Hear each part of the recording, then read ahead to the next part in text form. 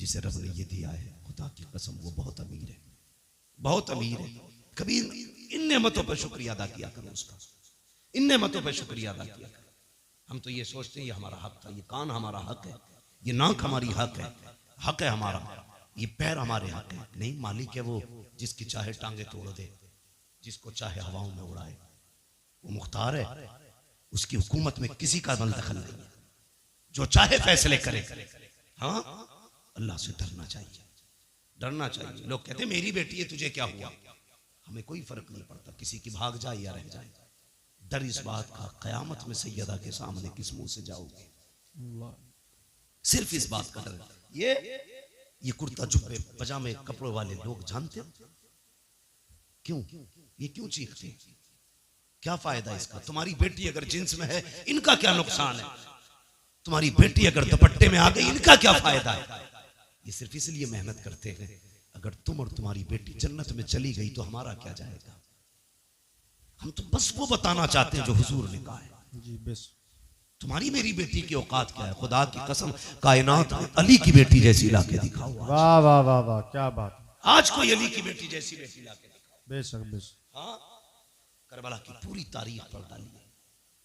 13 मुहर्रम से चलने वाला काफिला 27 रमजान को मदीना शरीफ पहुंचा, लेकिन तारीख की किसी लाइन में नहीं मिलता कि सैयदा ज़ैनब को किसी ने बेपर्दा देखा। बताओ ना मुझे, क्या तेरी बेटी का स्टेटस क्या है? प्रधान की बेटी है, बस जमींदार की बेटी है। ज़ैनब का स्टेटस ये है, उसका बाप वलियों का इमाम है, उसका भाई शहीदों का इमाम है, उसका नाना सारे नबियों का इमाम है। बेशक बेशक, क्या बात है। वाह वाह वाह। ज़ैनब का स्टेटस, तेरी बेटी का स्टेटस क्या है? सोच तो सही। जिसको खुदा ने इतनी खानदानी इज्जत बख्शी है, भाई शहीदों का इमाम, माँ जन्नती औरतों की सरदार, बाप वलियों का इमाम, नाना नबियों का इमाम, घराना कायनात का इमाम। बेशक बेशक बेशक। वो पावर वाली 13 मुहर्रम से 27 रमजान तक कैदी बनकर रही, किसी ने बेपर्दा नहीं देखी। तेरी बेटी ने 13 साल उम्र क्या गुजारी, 10 मुहर्रम को तेरी बेटी ने मेले के नाम पे, मुहर्रम के नाम पे दुपट्टा उतार दिया। सोचो हम किधर जा रहे हैं, किधर जा रहे हैं। अगर पर्दे की बात आ जाए तो लोगों को चिढ़ हो जाती है कि ये बरेलवी नहीं है, कहा क्योंकि हमारी बेटी को मुहर्रम से रोक रहा। कितना गलत तोड़ मरोड़ के बाद बयान कर दी जाती है। हम तुम्हारी बेटी को शरीयत की हद बता रहे हैं, हम अपनी बेटियों को शरीयत की हुदूद सिखा रहे हैं। हम बताना चाहते हैं तेरी इज्जत मेले बाजारों में नहीं है, तेरी इज्जत रब ने घर की 4 दीवारी में रखी। बेशक बेशक सिखाते बेशक। बेटियों को, खुदा की कसम सुने बहुत गौर से, किसी की भी बेटी, मेरी बेटी है तेरी बेटी, बाजार में जाए या मेले में जाए, कितने कंधे गैर महरम के लगते हैं, खुद बताइए। या सारे बायजीद बुस्तामी खड़े बाजार में, या जाने वाली राबिया बसरिया के सब? नहीं, ना कोई बायजीद बुस्तामी है, ना कोई राबिया बसरिया है। एक बाजार से निकलो 10 लोगों से कंधा टकराता है और कोई फर्क तक नहीं पड़ता। सुन, यजीद के दरबार में अली की बेटियां खड़ी थी, ये बता रहा हूं तुम्हें इस्लाम क्या है। यजीद के दरबार में हुसैन की बेटियां खड़ी। हाँ, सुबह पहुंची यजीद के दरबार में और वो नशे में था शराब के। दरबानों ने कहा सुन, अली की बेटियां आई हैं। उसने कहा खड़ा रहने दो, खुदा की कसम तेरी बेटी 1 घंटा राशन के लाइन में लग जाए तो प्रधान पे बिगड़ जाता है, आधार की लाइन पे लग जाए कानून पे बिगड़ जाता है, पानी की लाइन पे लग जाए तो तुम समाज के उसूल पे बिगड़ जाते हो। गुस्सा नहीं आया? अली की बेटी सुबह से शाम तक यजीद के दरबार में खड़ी रही। ओ खुदा की कसम, शाम का वक्त आया था, सैयदा ज़ैनब ने कहा था ज़ैनुल आबिदीन का जी फूफी कब पता तो करो भाई बेटा, कब तक खड़े रहना है? पता चला जब तक यजीद नहीं आ जाता मामला खत्म नहीं होगा। शाम के वक्त में कुत्ता आया, आने के बाद तख्त पे बैठा, उसने सब पे निगाह डाली। खुदा की कसम कैदी जरूर थे, बेगैरत कोई ना था, सबके चेहरों पे कपड़े पड़े थे, सबके चेहरों पे पर्दे थे। का उठाओ इनके चेहरों के पर्दे, मैं देखना चाहता हूँ। हजरत ज़ैनब की चीख निकली, का फिजा आज हमारी इज्जत की रखवाली करना, हमारे हाथ बंधे हैं, पैरों में बेड़ियां हैं, तुमने हमारे दरवाजे पर जितने दिन नमक खाया है अब वो हलाल करने का दिन है। हजरत फिजा ने तलवार संभाली, आगे आके कहा था, बेगैरत जबान को लगाम दे, अगर अली की बेटी से चादर सरक गई इस दरबार में किसी के कंधे के ऊपर कोई सर नहीं रह सकता। वाह वाह क्या बात है, नारे तकबीर। तुझे क्या पता गैरत किसे वाह वाह कहते हैं? क्या बात है, बेशक तू बेशक। क्या जाने इज्जत क्या है? तू तो बेटी को नंगा करने में कहता मेरी बेटी फैशन के दौर पे है। तुझे क्या पता हया क्या है? बेशक खुदा की कसम तारीख गवाह है। कहने लगा चलो अच्छा नाम ही बता दो, ये पर्दे वाली कौन है? हजरत फिजा ने कहा ज़ैनब फिक्र न करना, जिंदगी लौटा देंगे, तेरी आवाज को भी बेपर्दा नहीं होने देंगे, तेरी आवाज को भी बेपर्दा नहीं होने देंगे। हजरत फिजा से उसने कहा कौन है? कहा ये अली की ज़ैनब है, अली की ज़ैनब है। मुझे खुद बताओ यार, अगर आपकी बस्ती में आला हजरत की कोई बेटी आ जाए क्या करोगे तुम? खुदा की कसम उनके कदमों में तुम सोने का फर्श बिछाओगे कि आला हजरत के घर की बेटी आई है। फिर सोचो उनके घर तो अली की बेटी खड़ी थी, होना तो ये चाहिए था नाम सुन के गर्दनें झुक जाती, मगर उन्हें अपने कुत्तेपन का पूरा इजहार किया। कहा ये ज़ैनब है, अच्छा जानते हो? फिर उसने निकाह घुमाई, सबसे छोटे वजूद पे निकाह पड़ी। मैं बात बड़ी करने लगा हूं, तेरी 18 साल की बेटी को दुपट्टा रखना नहीं आया, अली की 7 साल की सकीना को देख। यजीद के दरबार में सकीना के सर पे दुपट्टा था। उसने कहा ये छोटी सी बच्ची कौन है जिसके पर्दे का आलम यह है कि इसका चेहरा तक नहीं खुला है, जरा इसका बताओ नाम क्या है? हजरत फिजा बोलने लगी। उसने कहा तू चुप कर, मुझे इस बच्ची से पूछना है इसका नाम क्या है। उसने कहा बच्ची तू बता तेरा नाम क्या है। 3 मरतबा आवाज दी, कोई जवाब नहीं आया। उसने कहा बड़ी घमंडी बच्ची है, ये बोलती क्यों नहीं? इमाम ज़ैनुल आबिदीन ने कहा था ओ कुत्ते तू नहीं जानता इसके गले में जो रस्सी पड़ी है फंदा इतना टाइट है कि गले की आवाज नहीं निकल रही है, अगर इसी की मुंह से सुनना चाहता है इसके गले की रस्सी ढीली कर। यजीद के कहने पर एक सिपाही आके बढ़ा, हजरत सकीना के गले की रस्सी ढीली करने के लिए जैसी करीब आया, गले पे हाथ लगाना चाहता था, तोड़ के ज़ैनब के कदमों से निपटी। वो वहां गया, वहां से हटी, ज़ैनुल आबिदीन के कदमों में लिपट गई। यजीद ने कहा था ये कैसी बच्ची है, गले की रस्सी क्यों नहीं खोलने देती? इमाम सज्जाद ने कहा था तू नहीं जानता है ये अली के घर की बेटी है, ये मर तो सकती है, किसी गैर का हाथ इसकी गर्दन को लग जाए ये गवारा नहीं कर सकती। वाह वाह वाह वाह वाह वाह क्या बात है, वाह बहुत शर्म खूब, करो, बहुत खूब। तुम्हारी दौलत तुम्हें मुबारक। ऐसी दौलत में आग लगे जो बेटियों को नंगा कर दे। अगर मुस्तफा वाले हो गरीबी में जिंदगी गुजार देना, कभी बेटियों के सर से दुपट्टा ना उतरने देना, बेटियों के सर से दुपट्टा ना उतरने देना। शादी हो, ब्याह हो, खुशी का मैटर है ये अपनी जगह, लेकिन खुशी का मतलब ये तो नहीं है कि बेटियां नंगी हो जाएं, भाई बेगैरत बना तमाशा देखता रहे। मेरी गुजारिश है आपसे, समाज को बेहतर करो, शादियों को पाकीज़ा बनाओ, गुनाहों का मरकज नहीं, तबाहकारी का अड्डा नहीं, बदमाशी का ठिकाना नहीं। शादियों को पाकीज़ा बनाओ ताकि निकाह की बरकतें अल्लाह बस्ती पे जाहिर फरमाए। समझ रहे ना मेरी बात? नौजवानों ये कदम आपको उठाना पड़ेगा।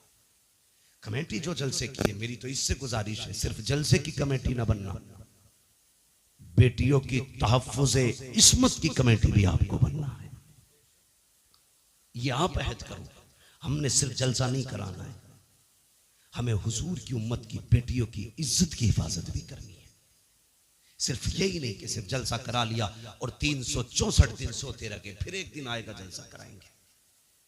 अच्छी बात है, जलसों से अच्छे मैसेजेस जाते हैं, ये जज्बा बेदार होना चाहिए हमारी कौम में।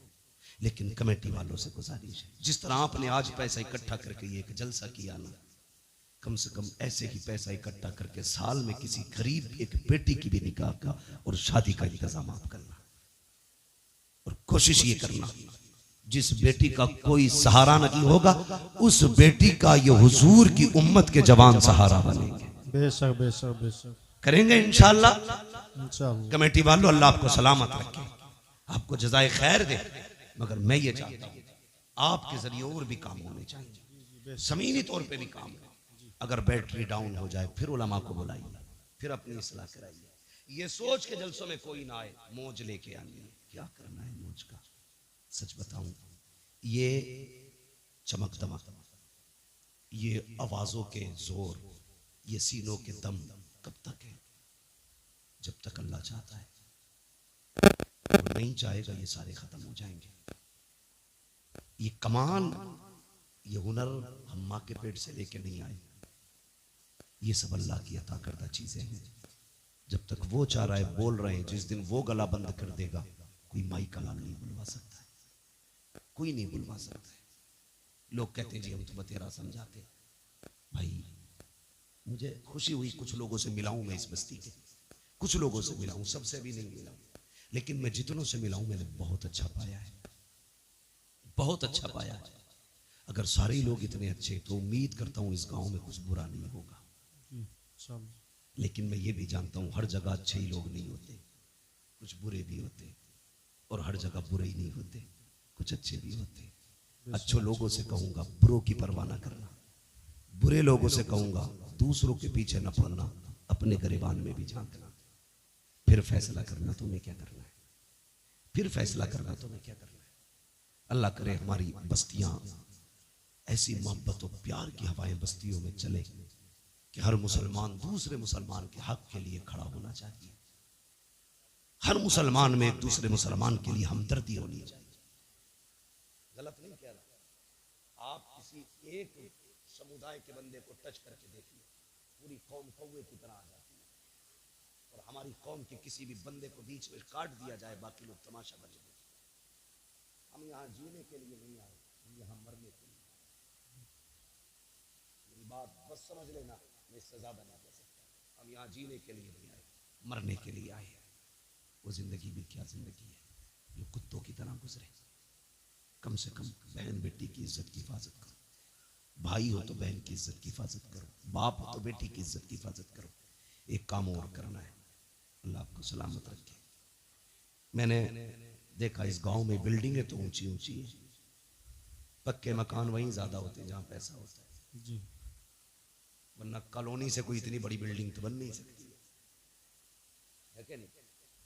अल्लाह तौफीक देना तो बस्ती वाले मिलके अपनी बस्ती की बच्चियों के लिए एक स्कूल कायम जरूर करना, और तुम्हारे स्कूलों में पढ़ाने वाली भी मुहज्जब बेटियां हो और पढ़ने वाली भी मुअद्दब बेटियां। आप बिल्डिंगें कितनी ऊंची बना लो, अगर बच्चियों को अच्छे स्कूल नहीं दे सकते तो आपने कुछ नहीं किया है। तुम नहीं जानते हो, कभी बसों में जो घूमते ना वो देखो, जो रोडों पे रहते हैं, हमारी बेटियों को किस कुत्ते की नजर से तका जाता है, वो के भेड़ियों की तरह देखते हैं बेटियों। मैं कहता हूं बेटी इज्जत से घर लौट आई, रब का शुक्र अदा कर, वो वापस आ गई, बड़ी बात है। वरना बेटियों के लिए कितने फंदे लगे गए सोच भी नहीं सकते। लोग कहते हैं अल्लाह का शुक्र है 3 फर्में चल रही है, अल्लाह का करम है, वो बहुत बड़ा ठेका चल रहा है। कभी ये भी कह खुदा का शुक्र है हमारी बस्ती में बच्चियों के लिए स्कूल चल रहा है। ये काम नौजवानों आपको करना है ताकि आने वाली नस्ल को एक अच्छी जिंदगी दे सको आप। हमारी कौम का मुस्तकबिल रोशन होना चाहिए। इस वक्त आपके पास 2 रास्ते हैं, या तो आप बेटियां खो दो या फिर आप जाहिल हो जाओ। इसके अलावा तीसरा रास्ता तुम्हारे पास नहीं है, इसलिए कि ना तुम्हारी कोई यूनिवर्सिटी है, ना तुम्हारा स्कूल है, ना तुम्हारा कॉलेज है, ना तुम्हारा मकतब है, कुछ भी तुम्हारा नहीं। या तो बेटियां खो दो या फिर अंधे हो जाओ। अगर चाहते हो इस अंधेरे से निकलो तो कोशिश करो सबसे पहले अपने कॉलेजेस बनाओ। करेंगे इंशाल्लाह कोशिश, इंशाल्लाह। क्या कहते हो आकिल चौधरी साहब? आपकी बस्ती में ये काम होना चाहिए। ये मेरे मदरसे के साथी हैं, मगर मेरी आपसे इतनी गुजारिश है, खुदारा ये कोशिश करें, ये मजाक की बात नहीं कर रहा हूं, उससे 100 बार कसम खिला के भी कहोगे क्या ये सच है, मैं कहूंगा हाँ ये जरूरत है। आज हम बेटियों को जाहिल तो नहीं रख सकते, अलबत्ता बेटियों को इदारे दे सकते हैं, स्कूल दे सकते हैं, कॉलेज दे सकते हैं।